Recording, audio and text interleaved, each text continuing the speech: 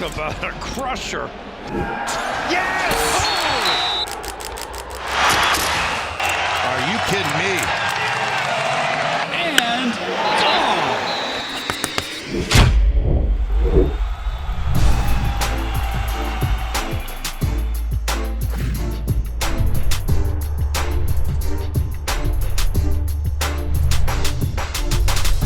Welcome back to Schoolyard Sports Podcast. On those his podcast lane, Frank, we're now episode 118. Yes, we're 118 episodes through, and I got action-packed episode planned for you. UConn just won the men's national championship in college basketball, wrapping up our college basketball season. We just wrapped up opening week in the MLB, NBA regular season coming to an end this week, and so much more. Stay tuned for an action-packed episode 118.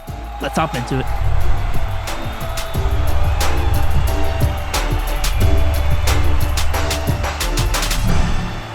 Let's start out episode 118, how we always do, with the headlines in the NBA. The Lakers are obviously in the playoffs now, and it's looking like they're going to be in the playoffs, already in the play-in, but can they make the playoffs, get out of the play-in? And then there's talk about winning a championship. That's a broad consideration because you see Anthony Davis have a good game, but this is his best stretch in maybe 3 years since the bubble season. That doesn't necessarily mean that they're going to win a finals. I don't know if that happens. Doesn't mean LeBron's going to win his 5th championship just because they're playing well and he's been somewhat healthy coming off the bench. Now he's going to start again, which is interesting in my opinion. So Lakers kind of got my hopes up 2 years ago when LeBron had that great season. Then he gets hurt. That was the year after they won the championship. Then they come into playoffs as a 7th seed. I picked them to win it all that year. They lost in the first round to the Suns. I hope that doesn't happen again this year. I just hope people don't get their hopes up because we've seen this before from the Los Angeles Lakers where they have a good stretch after having a horrible season and we think they're going to win the championship and then they flop. So that's my take right there. Do you think the Lakers have a chance at winning the title? The Mavericks obviously look like they're outside of the plan right now. Looking in, but it's horrible. You have a great season last year, making the Western Conference Finals, exceeding expectations, and then you make a bold move this year, and you go below average. I don't know what fixes that. We're going to talk about it later on in the episode. Mavericks have a few issues to hash out this offseason, in my opinion. Sacramento Kings, what a great season they had. Mike Brown turned this franchise around. I made an Instagram post about it. Follow Schoolyard Sports on Instagram, @Schoolyard Sports, posting once a day on there, more than once a day. But obviously follow that. I talked about the Kings. What a great ride they've had. How Mike Brown's kind of a swing the fences kind of higher because he's had some great seasons. He's had some really bad seasons as a head coach. This season looking like it's a great season. Domantas Sabonis, MVP candidate. De'Aaron Fox turning things around in his career. I love that from the Kings right there. What a great season they're having. KD, obviously back for the Suns now, kind of on that linear path that they're on. When they got KD, they were about the 8th seed, then they moved up to the 4th seed, and now they're staying at that 4th seed, probably going into the playoffs, which is good for them. Definitely a chance to win a title with Kevin Durant on their squad. New York Knicks, without Julius Randle, who's injured, makes the playoffs. Second time in the past 3 years, New York Knicks have clinched the playoff appearance. Amazing right there. Love to see it. Jalen Brunson, what a great signing that was for them. Luka Doncic even said, I miss Jalen Brunson a lot. I wish we still have him. I'm glad to have him as a New York Knicks fan. The Brooklyn Nets, obviously, what a turnaround they've kind of had from being one of the best teams in the NBA, then having one of the worst rosters in the NBA. Still in that playoff opportunity, though. Mikal Bridges is going to play 83 games this season. I think it's the most ever. What a great thing that is by Mikal Bridges right there. You can call him Iron Man, first in minutes in the NBA also. So Mikal Bridges really became a star in Brooklyn. Let's see if you can keep that going. But I love that right there from the Brooklyn Nets, kind of that chip on their shoulders saying, hey, we know we're not the most talented team. We were. And maybe at one point the most talented team. We know we're not anymore, but we're still going to go into that playoff with the mindset that we're going to beat you. I like that right there from the Brooklyn Nets.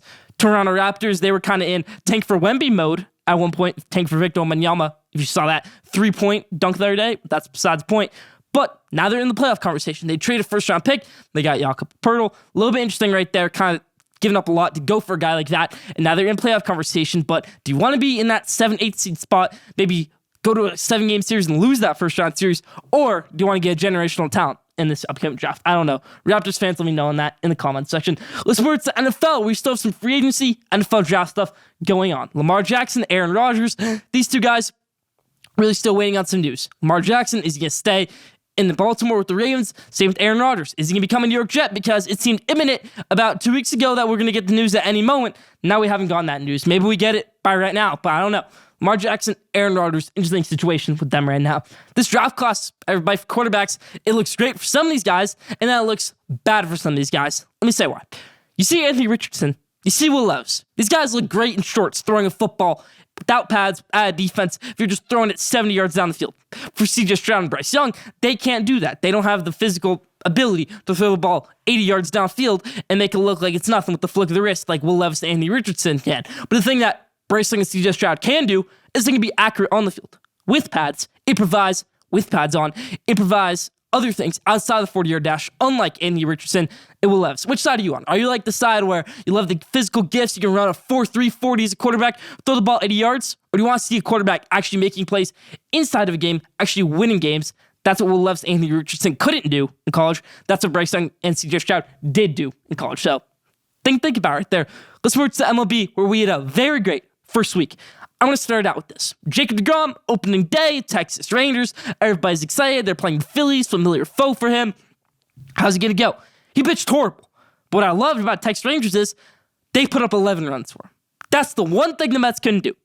If Jacob deGrom went 8 innings, no hitter, they would still probably lose that game with New York Mets. With Texas Rangers, he can give up 5 home runs, and his team will win that game for him. I think he maybe likes that. I think it was maybe a psychological thing at some point for the New York Mets where it's like, oh, Jacob deGrom's back? Oh, we can't score. Jacob deGrom's back. We're not going to score for him. Texas Rangers want to score for him, unlike New York Mets. What a horrible start he had. What a great start the Texas Rangers offense is having. It's a very underrated team, in my opinion. Josh Young, great third baseman. Corey Seager, Marcus Semien, a really interesting team to look out for in the future. Great new manager. Really like it from the Texas Rangers. Jacob deGrom. Aaron Judge obviously got off to a hot start for San Francisco Giants. First swing of the bat this season. Home run. Yankees, Andy Volpe. Aaron Judge, Garrett Cole. They're off to a good start right now. For the New York Mets, Max Scherzer had a decent opening day. Got the win. But obviously the bad news that opening day was the Justin Verlander injury. But you still get some good news. Kodai Senga has a good start a few days later. You know, some issues with the New York Mets, I could say, is Carlos Carrasco's pitching. Or maybe David Peterson. He's good, but is he a great pitcher? I don't know. Justin Verlander, that's going to be a hole to fill for the next 15 games ever it might be with him out. So that's tough right there. Shohei Ohtani doing nothing. That doesn't surprise us, in my opinion. I mean, still hitting home runs, still pitching the ball 100 miles an hour. It's not even a surprise at this point. So amazing. Best player in baseball, Shohei Ohtani, carrying off what he did in the WBC into this MLB season. Can he win an MVP? Trout and Ohtani, that's a deadly duo. Pitching and hitting. Love that right there. That's about for the headlines this week. Now, take of the week. This week's take of the week is about the Yukon Huskies, everybody. Your 2022-2023 national champions. Let's give them a round of applause. Danny Hurley. What a coach. What a program Yukon is. Always with a chip on their shoulder. You know how I can prove that? They were unranked coming into the season. They are the first unranked preseason national champion since Yukon in 2011. That Yukon 2011 team was also unranked coming into the preseason. Jim Calhoun's last season as a head coach. They won the national championship that year. So the last preseason unranked national champion for this year was Yukon. Always with a chip on their shoulder. Always a great team. Kemba Walker, Kevin Ollie days, Jim Calhoun days. Now you get the Danny Hurley days. Adama Sanogo, great player. Jordan Hawkins, great player. Tristan Newton, great player. Great squad this was. I really loved it. Alex Caravan. Yukon dominant this whole tournament. I thought they were such a well-rounded team all season, but I never would have thought this. Start of the season, you know, you lose to Alabama, you have to an interesting start, and then you get to number 2 in the rankings by December. Then you lose. It's a little bit interesting that you lose in December, you kind of fall off the cliff a little bit, lose to Creighton, you lose to Xavier a few more times, and you're back to unranked. Then you hop back into the rankings just to lose in the Big East tournament all over again and end up as a 4 seed. Now, some people had UConn winning it all still because they saw great defense and great offense. One of those people, Jay Billis of ESPN, he had UConn winning it all. That's a great pick. I did not see UConn winning it all. I had them losing the Elite Eight to Gonzaga, which they beat Gonzaga in the Elite Eight. So, close enough. Still, though, UConn dominated the whole tournament. You can say what you want, that they played an average of a 60 the whole entire tournament. I don't care. I love it right here from the UConn Huskies. They battled. Danny Hurley, college basketball legend now. Something his brother can't say, Bobby Hurley, as a coach. Bobby Hurley, obviously a great player. As dad, obviously a great coach. Danny Hurley was always the one in the family who never really was a college basketball legend. Now he is a college basketball legend as a head coach, cementing his legacy at UConn. Got off to a rough start his first year at UConn. Now he's great at UConn. Just amazing, everybody. Blue blood for UConn, no debate about it. 5 national championships past 25 years. Not many programs can say that. I think the only other 2 that can say that are Duke and UCLA. And those are, without doubt, blue bloods. UConn is a blue blood. No debate about it. I love this right here. UConn, chip on their shoulder, blue blood. That's about for taking the week this week. Now, top 5. This week's top 5 is top 5 NBA MVP candidates entering the playoffs. So, kind of my NBA MVP predictions. We're going to see what happens the rest of this week in the NBA. You'll see my award ceremony next week's Schoolyard Sports award ceremony for the NBA. But right now, top 5 NBA MVP candidates, best players all season. Let's hop into it. Number 5, Luka Doncic. 31 points per game, that's amazing, but nothing else pops out to me. Not a great leader, didn't carry this team much this season, did so much last season, and then you get a star for him, Kyrie Irving. It doesn't do anything. So you can't lead your team to the playoffs. You're not the most valuable, in my opinion. Now, say that they were in the 4 seed, 3 seed spot. I might even have them win the whole thing because without him, they're not a playoff team. With him, they're not even a playoff team. So I don't know what I can say right there. Luka, number 5, still a good season individually, but as team-wise, I can't put him there. Number 4, Jason Tatum. At one point was the leading candidate. Still a great player. Still making All-NBA team. I love it right here. Great season. 4, Jason Tatum. Number 3, Joel Embiid. Here's why. I have Giannis Antetokounmpo and Nikola Jokic above him. Those are the top 2. I have Joel Embiid at number 3 because if you take him away from that team, you can still win a lot of games. You still have James Harden, you still have all these guys. You can still win games. And also, most of his points are coming from the free throw line every night, something that I don't love to see out of an MVP candidate. Giannis doesn't do that. Nikola Jokic doesn't do it as much. All Joel Embiid really has is scoring and rebounding, and the scoring can be falsified because of the fouls. So I don't know. That's something that can be changed. I think if you take them off that team, they still are a playoff team. I can't say the same for the Bucks and Nuggets. Number 3, Joel Embiid. Number 2, Giannis Antetokounmpo. He is an all-level player. He's always been an all-level player. Like you said today, I think they just don't want me winning it because I've won it too much. I'm too familiar of a face. That's why I'm not in the number 1 conversation. But I'll give you respect on this. Number 2, Giannis Antetokounmpo. Great player. Take him off that Bucks team. I don't know where they are. And number 1, Nikola Jokic. Impacts the game on every single facet. Wins his 3rd straight MVP. As of right now, I have him winning it. Impacts the game, passing-wise, rebounding-wise, scoring-wise, every-wise, in my opinion, defensive-wise. Like you said, All-Star games aren't meant for me. Winning awards like this are meant for me. You take him off that Nuggets team, I don't know where he is. It's called the most valuable player. Not the most outstanding player, the most valuable player. That's why I have the Nuggets right here. That's why I have Nikola Jokic as my MVP pick for this year. Still a great team, Nuggets. I want to see how they do in the playoffs because Nikola Jokic really has never done that much in the playoffs. I want to see if he can finally now. Great player, Nikola Jokic. I love it right here. Wins his 3rd straight MVP. I kind of disagreed with him winning it the past 2 years. I want him to win it now this year. I think he deserves the most this year out of any of the years. Let's go. Number 1, Nikola Jokic. That's about for top 5 this week.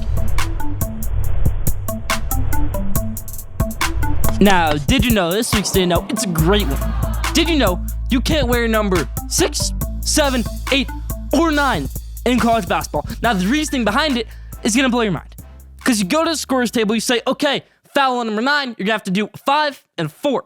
That can be interpreted as 54. I guess in the NBA, players don't wear numbers like 54, so it's not an issue for them. But in college basketball, it can be. You can't wear number 6, 7, 8, or 9 in college basketball. Kind of crazy. Didn't know that? Leave down in the comments section. And if you think about it, have you ever really seen a player wearing 6, 7, 8, or 9? It seems like it's so obvious that they would. But you think about it, no, they really haven't. That's a crazy rule. Look it up. Blew my mind. Didn't know that? Leave down in the comment section. Okay, now, the spotlight for this week's episode is Luka Doncic. Now, you're wondering why is Luka Doncic the spotlight? I've always been a very, not critical person of Luka Doncic. I've always liked Luka Doncic's game, everything about him. I've never really critiqued him too much on the show until about now. Because now, he has a good situation in Dallas. He has Kyrie Irving. He has all these players. Now, Kyrie Irving obviously isn't a great person to deal with, and that might be why he's in this situation. But if people say it, it's not a joke anymore that he messes around during games, that he gets all these technicals, that he's out of shape, that he's this, and that he's that. Yes, he's still an amazing player dropping 31 a night, but how does he impact you in the 4th quarter if he drops 27 in the 3rd quarter and then maybe only 4 in the 4th quarter? That's the thing right there. Luka Doncic can be a great player for you, can be good in clutch situations. We've all seen him hit the buzzer beaters, whether it's against the Clippers, the Grizzlies, the Blazers. Those are 3 great ones that he has right there. But still, Luka Doncic has issues, and they need to be hashed out. I don't know how that gets fixed this offseason, because now he's an all-max player. Now he has his money. Now he has everything. I'm not saying that they would ever trade him or get rid of him. I just think that maybe he gets fed up with the situation. He gets fed up with the situation in Dallas, when he's really the problem, after all, that he needs to fix some things. Just saying that right there. Luka Doncic, Mark Cuban, Kyrie Irving. This is a trio that needs to figure out some things. And all centers back at Luka, who's the centerpiece of this franchise, rightfully so. Has been since 2018. He's amazing. Still, need to have the conversation that some of this, maybe all of this, can be on him, in my opinion. That's about for Spotlight this week. Leave your thoughts in the comments. Now, it's April, everybody. The month of April is all about the NFL draft, nothing else. Yeah, the first week of April, where you're talking about national championship, and then you shift all your gears over to NFL draft. NFL draft, mock draft episode, I guess the week before the draft, is always my favorite episode to do because it's breaking down everything that goes on in the NFL draft, breaking down every 32 picks. I'm not breaking out all 32 picks right here, right now. I'll break down the first 5 and we'll do a quick mock draft. But I just want to give you a sneak peek of the NFL draft. Really my favorite thing to talk about. One of my favorite things to talk about on the show. Haven't done it so much this year as we've done in the past, but still, love the NFL draft. Here's my mock draft. Let's hop into it. Pick number 1, it goes to the Carolina Panthers. I like them taking C.J. Stroud, kind of giving it away already. Josh McCown, Frank Reich. I think they just really want C.J. Stroud in their locker room. Number 1, C.J. Stroud. That's a good pick for you right there. Number 2, Texans. DeMeco Ryans said, I don't find issue with Bryce Young's height. DeMeco Ryans is kind of a guy who I think doesn't care about what Will Levis, Anthony Richardson can do in shorts. He cares more about what Bryce Young can do in pads. I think that's the thing right there. He takes Bryce Young as his franchise quarterback. Sorry, Davis Mills, not your time. Number 3, Arizona Cardinals. They could trade this pick to either the Baltimore Ravens, somebody else. I think Panthers. There's obviously issues with that right now with the number 1 pick. Maybe they even trade back. That's an interesting thing right there. But a lot of other teams trying to trade up. Maybe even New England Patriots. Maybe they're fed with Mac Jones. Rumors about that today. But I think they stay put at number 3. They take Will Anderson Jr., defensive end, most safe pick of the draft outside the quarterback position. I live it right here. Will Anderson, number 3. Now, number 4, Indianapolis Colts. Colts need a quarterback desperately. Colts need a high-flying type of quarterback, a guy who can get the ball to Michael Pittman, get the ball to Jonathan Taylor, get the ball to all these guys, and then do a little bit himself. And the guy for that job is Will Levis. I love this pick right here. Sorry, Anthony Richardson, you're not in this top 5. You're not even going number 5. Number 4, Will Levis to the Indianapolis Colts. And pick number 5 to round it out. Seattle Seahawks seems like a no-brainer. Jalen Carter, I say no to that pick. Jalen Carter said, I'm only meeting with top 10 teams. I'm not meeting with anybody else. What if a top 10 team wants to trade down to a non-top 10 team and they want to pick you? You didn't meet with them. Jalen Carter did horrible at the combine because he just got out of his arrest warrant, obviously with that horrible situation. I don't want to get into that. He did horrible as pro day, looked horrible, tested horrible, couldn't even finish his drills. This is not a guy I want in my locker room. Everyone was always flaming Todd McShay back in December when he said Jalen Carter has character issues. I'm not saying Jalen Carter has character issues because there's obviously some great stories that came about him too, but obviously the bad stories too. Jalen Carter, I don't know how he does in a football field in the NFL. I think the safer pick right here is a guy coming out of that Clemson program, really great defensive end, which I think the Seahawks need more than a defensive tackle like Jalen Carter. I think they take Miles Murphy, defensive end, out of Clemson. Sorry, Tyree Wilson. I think you could have been a good pick right here too at Texas Tech. Really a raw talent, kind of like the Trayvon Walker this year's NFL draft. Tyree Wilson. But I like them going with Miles Murphy at pick number 5 to round out the mock draft. So we got C.J. Stroud, number 1 to the Panthers. Bryce Young, number 2 to the Houston Texans. Will Anderson, number 3 to the Cardinals. We got Will Levis, number 4 to the Indianapolis Colts. And then Miles Murphy, defensive end from Clemson, number 5 to the Seahawks to round it out. That's my mock draft. More NFL draft coverage to come soon. Stay tuned. Now, let's do a little this, that. If you don't know what this, that is, it's why I bring up either 2 teams, 2 players, any leagues, any sports, and I say, would I rather have this player, this team, or this thing? Let's hop in. That's why it's called this or that. First, this, that, this week is Julio Rodriguez or Adley Rutschman. 2 second-year players, 1 a generational catcher, 1 a generational talent in the outfield. It's tough for me right here because Adley Rutschman can be a guy who stays in Baltimore forever, and Julio Rodriguez can be a guy who has a great career and leaves Seattle after 8 years because it's Seattle, not really a desirable market for any top player. I'm going to go with Adley Rutschman right here. I was about to say Julio Rodriguez. I changed my mind. I'm going to go with Adley Rutschman because he can be the next Yadier Molina. He can be that guy who stays with you forever, can be your manager after. He can be kind of in that Orioles organization forever. That's kind of what he's doing right now, having a great start. Maybe gets his contract extension this year. Both these guys think are going to be superstars. Both these guys think can be Hall of Famers in their career. But if I had to pick, I would go with Adley Rutschman. I know it's a bold take, but I think Julio Rodriguez and Adley Rutschman can both be Hall of Famers. Kyrie Irving or Jaylen Brown. Let's switch over to the NBA right here. Why I'm doing these 2 players, it seems a little bit random, is what if the Mavericks say, hey, Kyrie, hit the high road. We're going to get rid of you this offseason. He says, okay, I'll just go to the Lakers. And they want to get a guy like Jaylen Brown. Jaylen Brown, maybe he's a little bit sick of Boston, sick of the fans, sick of Jason Tatum, sick of the whole coaching situation that they've been on the past few years. And he says, why don't I just go play with Jason Kidd, play with Luka Doncic, and be the 2 best guards in the NBA? That could be a good thing right there. I would go Jaylen Brown over Kyrie Irving if I had to pick if I was Dallas Mavericks. So Jaylen Brown over Kyrie Irving. Now let's go over to the NFL. This one should be a little bit obvious.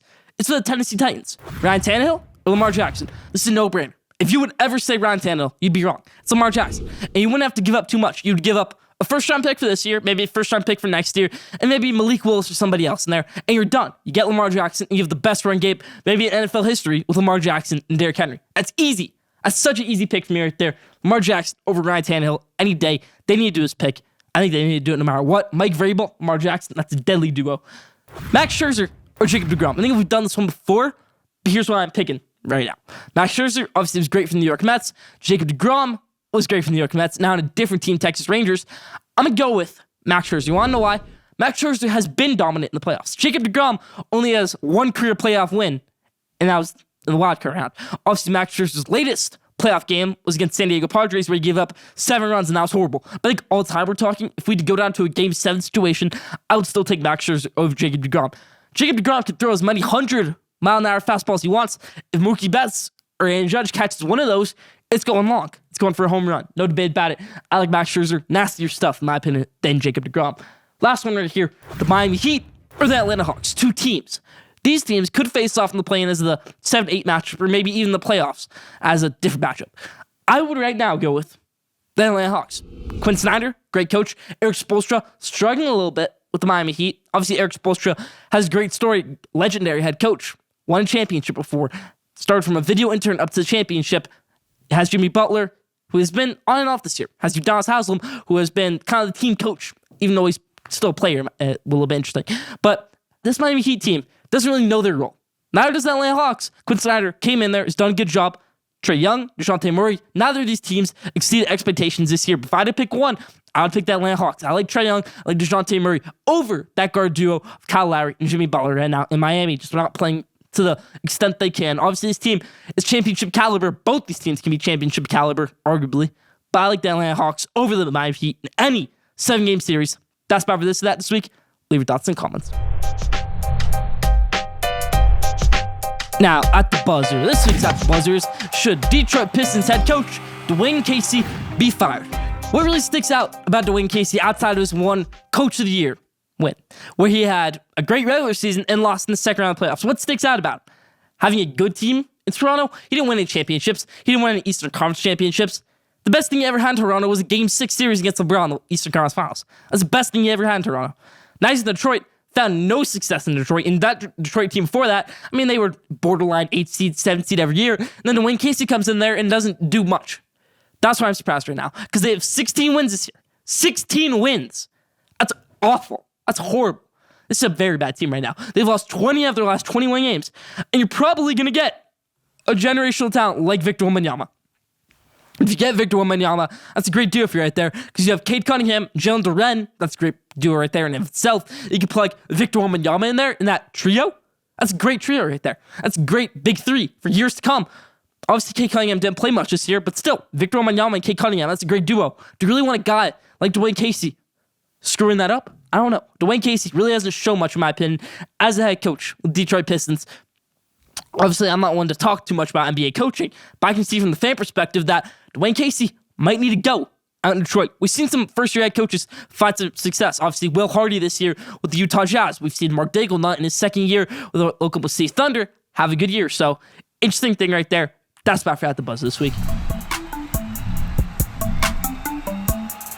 Now, best for last, question of the day. This week's question of the day is, who wins the Masters? The Masters start on Thursday. You obviously have the par 3 competition on Wednesday.